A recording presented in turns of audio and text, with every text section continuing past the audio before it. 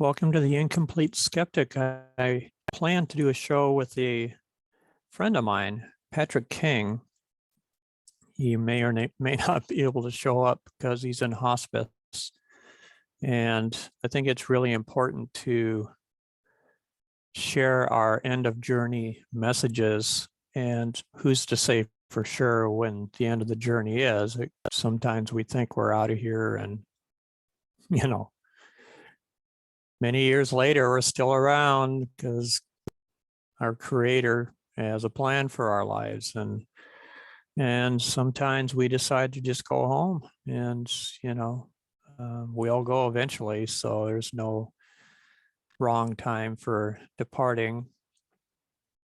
But I think it's important to give each other hope and love and dignity and every day of our lives from the time that we're a child until we're old and hopefully looking into somebody's eyes who loves us and whom we love and have a peaceful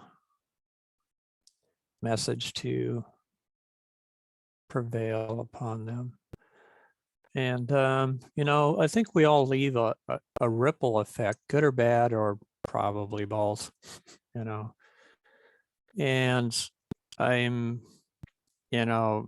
daily wondering about experiencing my mistakes when I pass, seeing my life flash before me and anticipating the worst, and trying to figure out what it all means. But I don't want to be fearful. I remember when I was 16 years old and I didn't know if I believed in God or not. I don't know that I disbelieved. I was more or less agnostic.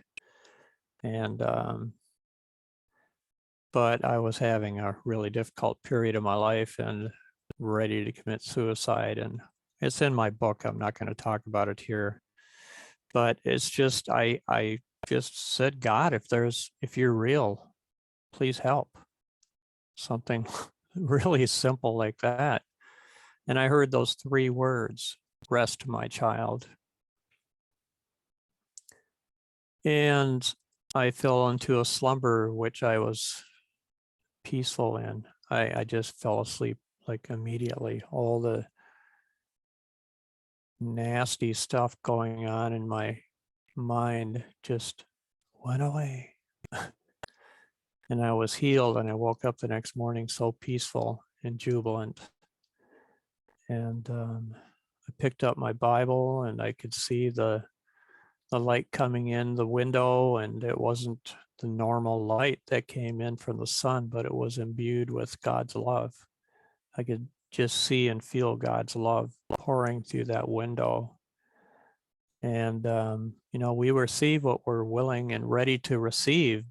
And sometimes faith precedes a miracle. Sometimes a miracle precedes a faith, Sometimes they spontaneously happen at the same time. Who are we to reconcile every minutia of other people's existences and say your way and my way need to line up? Otherwise, your way isn't true. And I think Patrick has been good at that. So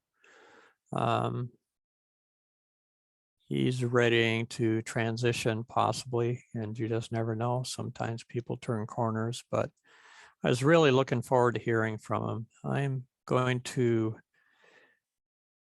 stop this recording at this point, and if he does reach out to me, I'll go into this with him. So the only thing I can pass on that I really try to always pass on is just love each other. Sometimes people need to be shown that love is possible no matter what.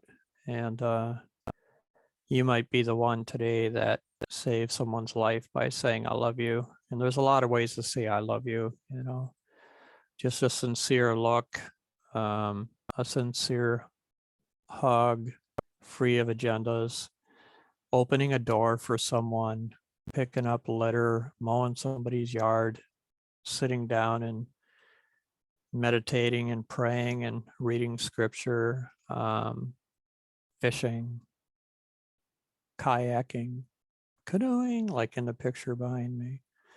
But you know, whatever we do, we're building our life review, and we should be doing that with grace and gratitude. And if we look for gratitude, it'll usually displace the fear.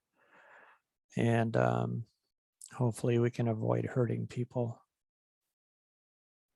any more than what's just going to happen because we're human. We all fall short, you know.